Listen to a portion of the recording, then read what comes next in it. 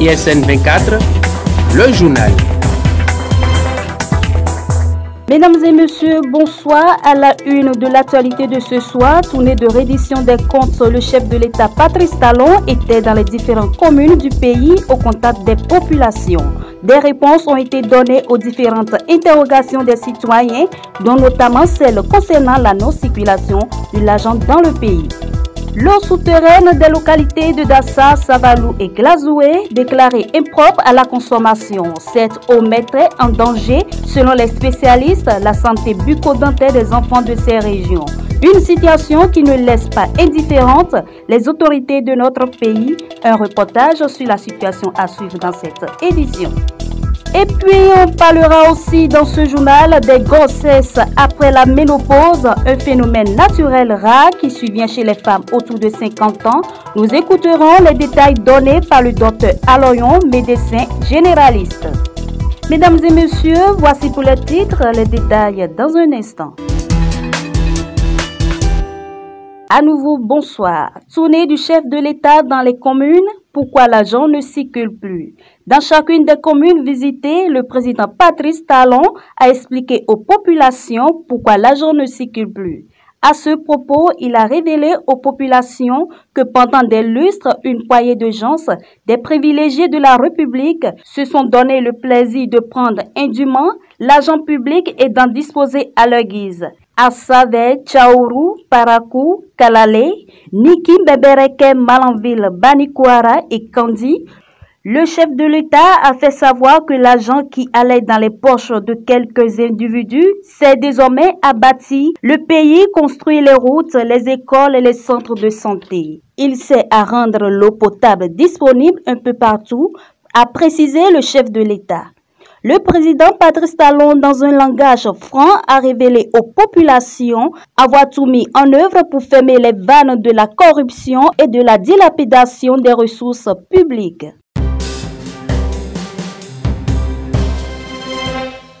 Et puis le football féminin béninois en deuil. Afoutou Floriane, en charge de football féminin au sein de la Fédération béninoise de football, est décédée ce lundi 16 novembre 2020. À la tête du football féminin, elle n'a pas eu le temps d'achever sa mission qui est de restructurer le football féminin au Bénin. Les raisons de son décès restent encore inconnues pour le moment. C'est un gros coup dur pour le bureau exécutif de la Fédération béninoise de football dirigé par Mathurin de Chacus.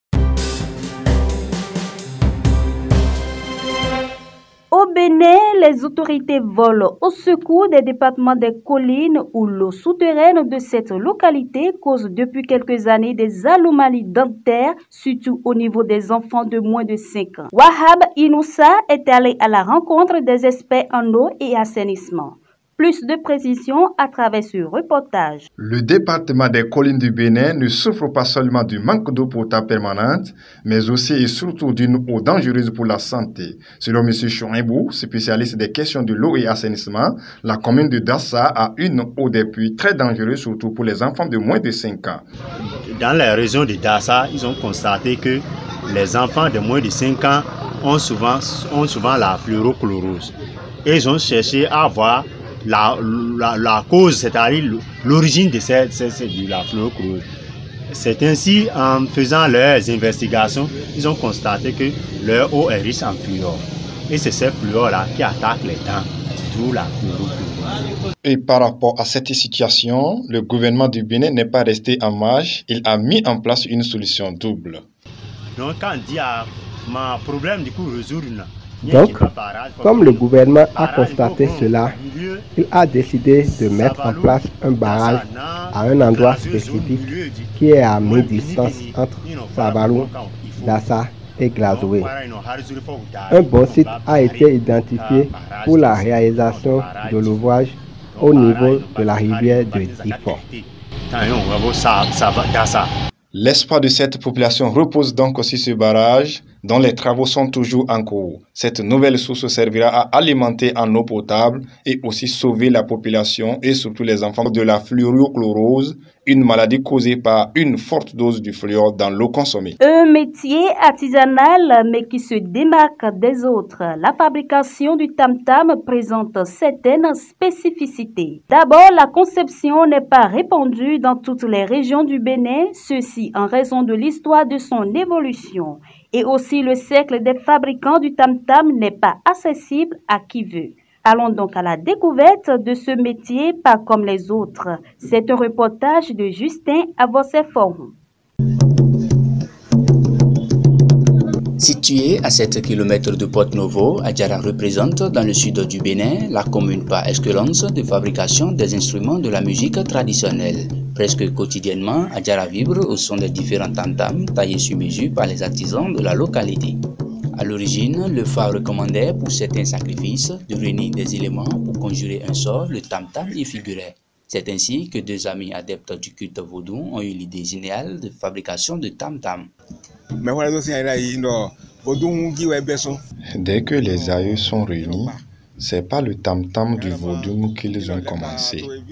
Et quand un vaudou demande un rite, ils vont l'envoyer chez Hunkwe à Aholuko. Il va te trouver du tam-tam. Et c'est avec la tige du papaye et la feuille du taro qu'il le fait. Et c'est au fil du temps qu'il a trouvé l'idée du tronc d'arbre et de la peau d'animaux. Celui qui a initié la fabrication du tam-tam, il est de Adjara à Aholuko. Il était en train de travailler un jour et l'idée lui est venue de partager la fabrication avec l'un de ses meilleurs amis.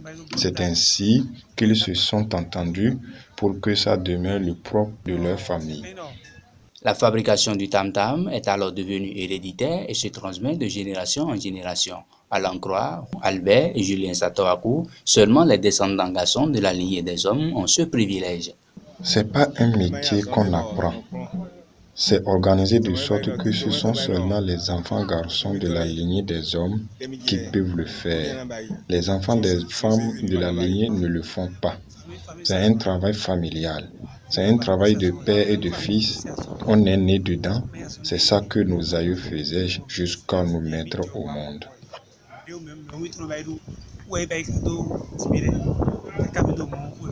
Pour la fabrication du tam-tam, le bois s'avère indispensable et pas n'importe lequel. Les peaux d'animaux comme celle du mouton, de la biche, du buffle et de l'antilope sont utilisées pour la couverture.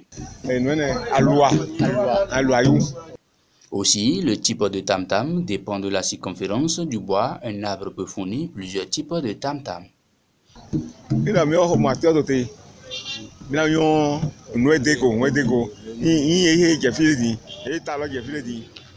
Quand on voit l'arbre debout, on connaît les types de tam-tam qui peuvent se succéder jusqu'au plus petit. Mais il ne suffit pas de réunir tous ces éléments pour prétendre fabriquer un bon tam-tam. Selon Julien Satoakou et Albert, le bon tam-tam qui peut durer passe par le respect strict de certains principes. Il y a certains arbres qu'on ne coupe pas à la croissance de la lune, car ils se sèchent très vite et se décomposent. Les tam-tams constitués participent à la diversité de rythmes de la musique traditionnelle béninoise. Ils constituent non seulement un moyen de divertissement, mais aussi l'un des traits identitaires par lequel un groupe social s'affirme. Cette diversité fait preuve d'une affirmation de sources authentiquement africaines. Pour Prince Gbaintor, socio-anthropologue des religions, les rythmes diffèrent selon les localités. Le Bénin ne saurait se faire identifier par un rythme spécifique. Nous remarquons d'ailleurs à ce propos que le Bénin offre une diversité de rythmes par rapport à des localités données. La musique traditionnelle béninoise s'est inspirée de deux grandes catégories de rythmes. Selon Prince Gbaintor, le rythme sacré et le rythme profane. Ces deux rythmes constituent les grandes pôles d'évolution dont les mélomanes se servent pour animer la sphère musicale du Bénin.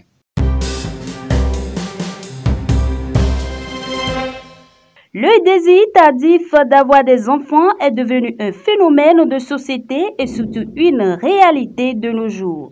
La ménopause est un phénomène physiologique qui se manifeste chez toutes les femmes, mais de diverses manières. Malgré sa présence, certaines femmes tombent enceintes de nos jours. Suivons ce reportage sur ce mythe. La femme cesse de procréer à un stade donné de sa vie. Ceci n'est pas volontaire, mais s'impose à son corps. Ce phénomène normal n'est pas une maladie, mais plutôt un processus naturel, physiologique, qui se manifeste chez les femmes autour de 50 ans. Chez certaines femmes, il n'y a aucun signe visible de préménopause. Par contre, chez d'autres, elle peut se manifester par une série de symptômes qui font inévitablement penser à ceux de la ménopause. À la ménopause, on a la réduction, en fait, il n'y a plus d'ovulation. Et c'est un processus qui se fait, qui est variable d'une personne à l'autre en termes d'installation progressive ou brutale chez les uns comme les autres. Et ça peut se faire, autant ça peut venir avant, en moyenne c'est la cinquantaine. Et ça va se traduire extérieurement, entre autres signes, mais par l'arrêt des règles. Mais ça commence progressivement. Les règles peuvent s'arrêter. C'est qu'elles peuvent survenir de manière irrégulière. Donc de par leur fréquence, il va y avoir une modification. De par la quantité, il peut y avoir une modification. Soit elles peuvent être réduites en termes de quantité, de volume, ou au contraire être plus importantes un temps. Et elles peuvent ne plus venir régulièrement, sauter 2 mois, revenir, sauter 3 mois, revenir. Et donc, lorsque c'est avant la cinquantaine, il faut observer sur 2 ans en moyenne. Ça se produit sur 2 ans, cette progressivité-là, cette irrégularité-là jusqu'à l'arrêt définitif. Et si c'est après 50 ans, normalement, au bout d'1 an sans règles, on se dit qu'on est ménopausé. Si c'est avant 50 ans qu'on a observé un arrêt, comme un arrêt des règles, il faut attendre à peu près 2 ans pour être sûr que c'est vraiment la ménopause et que c'est vraiment un arrêt des règles et non pas une suspension temporaire des règles, parce que ça peut se suspendre pendant quelques mois et puis réapparaître. Certains nombres de facteurs physiques et hormonaux sont à l'origine d'une femme qui, arrivée à un certain âge, réduit ses chances de tomber enceinte jusqu'à ce que la ménopause survienne et disparaisse ensuite complètement. Naturellement, une fois que les ovulations ne se font plus, les hormones qui permettent l'ovulation ne sont plus produites en quantité suffisante, naturellement, il n'est pas aisé de tomber enceinte. Donc, le pourcentage le plus grand, c'est que on ne tombe pas, a priori, on ne tombe pas enceinte dans cette période, mais c'est possible dans certains cas où l'ovulation va se faire de manière, va surprendre, quoi. C'est-à-dire, ça peut survenir alors que ça ne se faisait plus depuis un moment. Et ça peut surprendre les dames.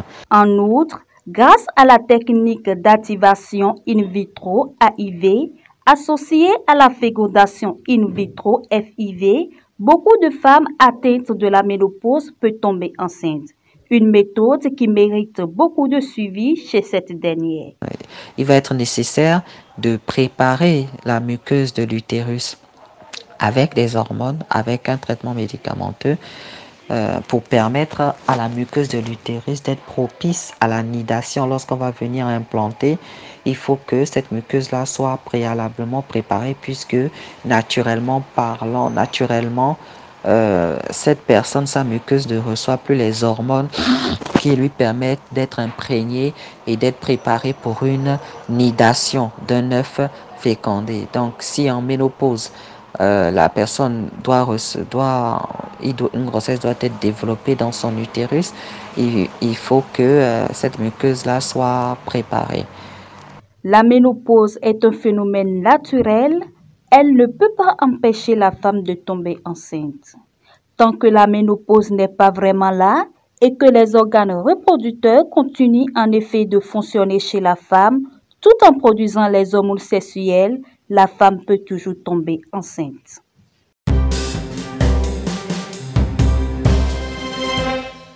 Et puis en Afrique, la guerre entre l'Éthiopie et la région rebelle du Tigré se répercute au-delà des frontières. Déjà près de 25 000 réfugiés dans le cas d'Achaba, L'aménagement d'une clinique de fortune dans le camp réalisé par des médecins bénévoles eux-mêmes réfugiés permet de mobiliser et de soigner des maladies ainsi que les blessés.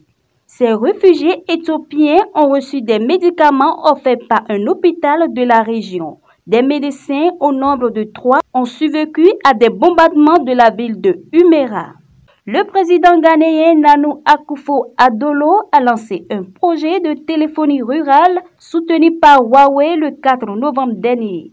L'initiative vise à améliorer l'accès des populations rurales aux services télécoms. Le projet utilisera les nouvelles tours télécom rurales Star développées par Huawei et personnalisées pour le Ghana. Selon les informations de l'agence Ecofin, à terme, ce sont 2016 sites de téléphonie rurale qui seront stratégiquement implantés dans les communautés mal ou non desservies à travers le pays. 1000 sites devaient être déployés dans le pays d'ici décembre 2020. Attentat islamiste, Emmanuel Macron critique les médias anglo-saxons. Le New York Times, dans un article publié dimanche, révèle qu'Emmanuel Macron a peu apprécié la couverture du quotidien américain et de plusieurs médias anglo-saxons des récents attentats perpétrés en France. Le président les accuse notamment de légitimer la violence en raison de leur incompréhension du contexte français. Pour la première fois, Donald Trump a déclaré sur Twitter que son rival Joe Biden a gagné l'élection présidentielle américaine, mais seulement parce que celle-ci était truquée. Il est toutefois revenu sur ses propos près d'une heure plus tard, affirmant qu'il ne lui concédait pas la victoire. Des allégations de fraude pourtant refutées par plusieurs autorités électorales locales et nationales, dont l'Agence de cybersécurité et de sécurité des infrastructures. Et voilà, mesdames et messieurs, c'est tout pour cette édition. Merci de l'avoir suivi. C'était Martine Djimane à la présentation. On se retrouve demain, même heure, même canal. Portez-vous bien.